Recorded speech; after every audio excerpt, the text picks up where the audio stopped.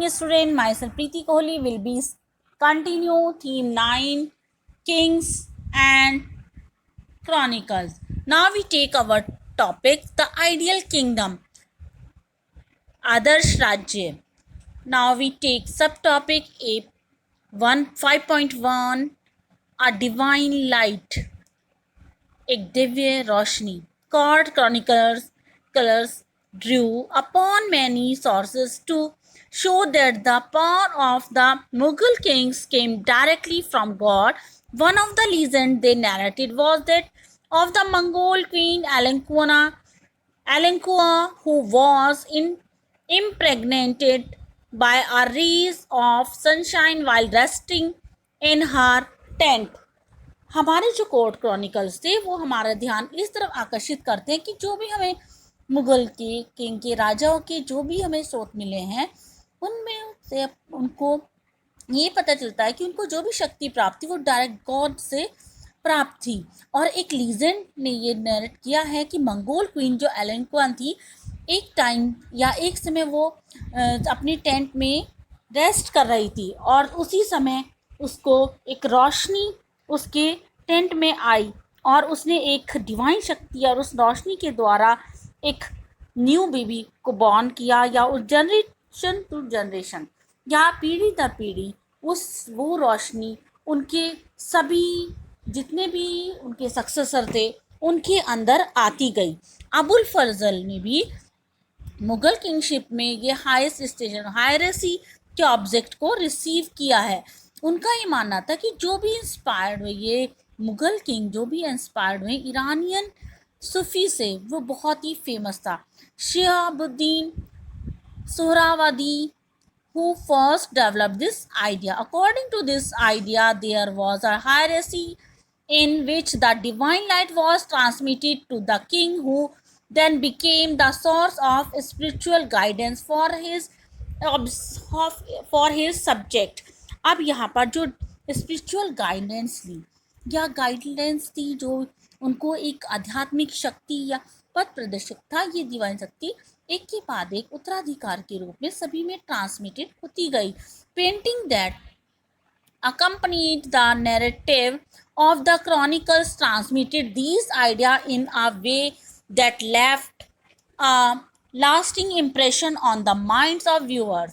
Mughal artists from the 17th century onward began a portrait emperor wearing the halo which they saw on a European painting of Christ and the Virgin Mary to symbolize the light of God. इस तरह से उन्होंने इस रोशनी को और दूसरी तरीके से भी पेंटिंग के द्वारा बताने की कोशिश की है. बहुत सारे ऐसे आर्टिस्ट हैं 17th सेंचुरी में जिन्होंने पोर्ट्रेट के द्वारा वहाँ के शासक को अपनी पेंटिंग के द्वारा उनको पोर्ट्रेट या पेंटिंग दोनों के द्वारा वहाँ की दिव्य शक्ति को बताने की कोशिश की है.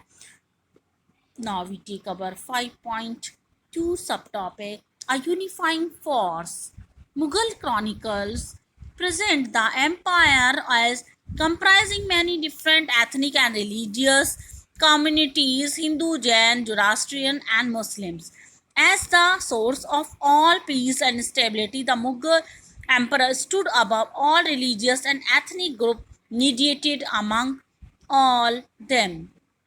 जितने भी मुगल क्रॉनिकल्स हैं सभी ने कंप्राइज किया कि जो वहाँ पर एथनिक कम्युनिटीज़ थी जैसे हिंदू, जैन, जोरास्ट्रियन, मुस्लिम सभी में ही ये इस तरह के डिफरेंट बारे में उनके बारे में राजाओं के बारे में या शासन के बारे में बताया गया है. और ये सोर्सेस के द्वारा हमें पता चलता है कि उस टाइम पर शांति थी और स्टेबिलिटी थी. Abul Fazal describe the idea of sulh-i-kul means absolute peace as the cornerstone of the enlightenment rule. सुखे कुल का जो रिलीजन था school thought had freedom of expression condition that they did not undermine the authority of the state or fight among themselves. जो ये idea था सुखे कुल का जो पॉलिसीज का उसमें जितने भी नॉबलिटी थी under the Mughal was composite and one comprising Iranis, Turanis, Afghanis, Rajput, Deccanese, सभी ने अपनी पोजीशंस को यहाँ पर वहाँ के मतलब अपनी पोजीशन को बहुत ही स्टेबल किया और इम्प्लीमेंट किया। और जो अवार्ड थे उनकी सर्विस के अकॉर्डिंग उनको अवार्ड भी मिलते थे।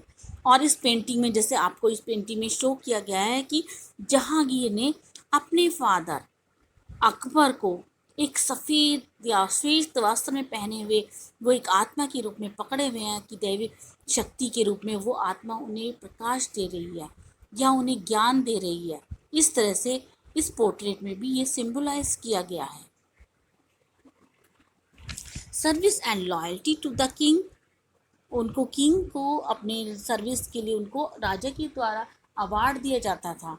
Further Akbar abolish the tax, जबकि अकबर ने बहुत सारे टैक्सेस जो भी उनके ऊपर इम्पोज किए गए थे उनको अबॉलिश कर दिया था, ख़त्म कर दिया था अपने एडमिनिस्ट्रेशन से, और सुखकुल की नीति को लागू किया था।